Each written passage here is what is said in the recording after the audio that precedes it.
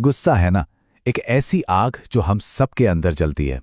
कभी कभी ये हमें बहुत ताकत देती है, पर कभी कभी बिल्कुल भस्मासुर की तरह हमें ही जलाकर राख भी कर सकती है।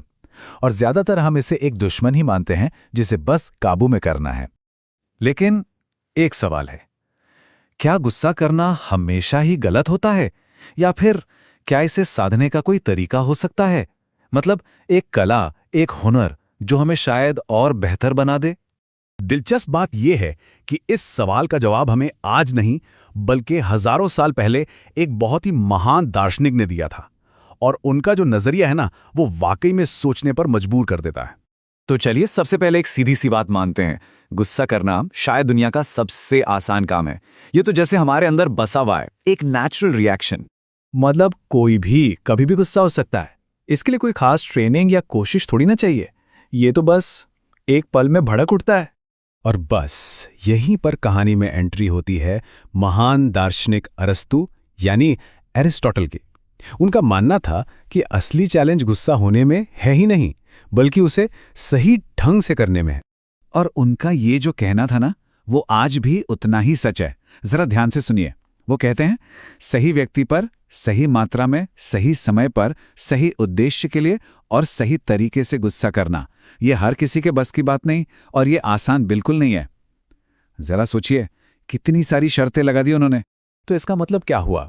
अरस्तु ये नहीं कह रहे कि गुस्सा दबा दो, नहीं, वो कह रहे हैं कि इसे एक आर्ट की तरह इस्तेमाल करो, एक ऐसी कला जहां गुस्सा सिर्फ एक इमोशन नहीं बल्कि एक सोचा समझा एक्शन है। तो ये 5 शर्तें हैं क्या? चलिए इन्हें एक एक करके देखते हैं। अरस्तु के हिसाब से सही गुस्से को इन 5 फिल्टर्स से गुजरना ही पड़ता है। पहला, क्या गुस्सा सही इंसान पर है? कहीं ऐसा तो नहीं कि फ्रस्ट्रेशन कहीं और की है और निकल किसी और पर रही है? दूसरा, क्या गुस्से की मात्रा सही है? मतलब छोटी सी बात पर परमाणु बम फोड़ना तो ठीक नहीं। तीसरा, क्या ये सही वक्त है? चौथा, मकसद क्या है? क्या कुछ सुधारना चाहते हैं या बस किसी को दुख पहुंचाना है? और हां, आखिरी में, क्या तरीका सही है? तो देखिए, बात एकदम साफ है। गुस्सा अपने आप में ना अच्छा होता है ना बुरा, ये तो बस एक एनर्जी है। अगर ये समझदारी और कंट्रोल के दायरे में रहे तो ये हमारी ताकत है, लेकिन अगर बिना सोचे समझे बाहर आ जाए तो फिर ये तबाही मचा सकता है। हाँ, मानता हूं कि अरस्तु की ये बात हजारों साल पुरानी है, लेकिन कमाल की बात यह है कि आज भी ये 100% लागू होती है। चलिए देखते हैं कि आज की जिंदगी में ये हमारे लिए इतनी जरूरी क्यों है।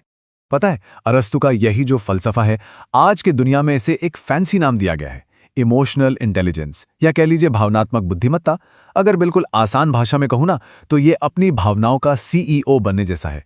उन्हें समझना, उन्हें सही जगह इस्तेमाल करना और उन्हें मैनेज करना, ताकि हमारे रिश्ते अच्छे हों और हम मुश्किलों को शांति से हैंडल कर सकें। तो देखिए, हमारे सामने हमेशा 2 रास्ते होते हैं।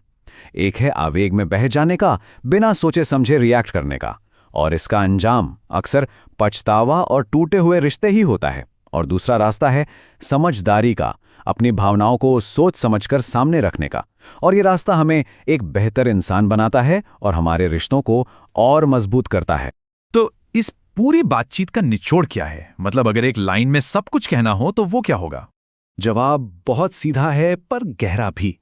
गुस्सा करना बहुत आसान है, लेकिन उसे सही दिशा देना, यही एक समझदार इंसान की असली पहचान है। ये सिर्फ इमोशंस पर कंट्रोल करना नहीं है, बल्कि अपनी बुद्धि को सही तरह से इस्तेमाल करने का सबूत है। तो अगली बार जब भी गुस्से की आग भड़के, अरस्तु की वो 5 शर्तें जरूर याद रखिएगा। और असली सवाल ये नहीं है कि हम गुस्सा करेंगे या नहीं, गुस्सा तो आएगा। सवाल ये है, क्या हम उस आग को एक सही दिशा दे पाएंगे?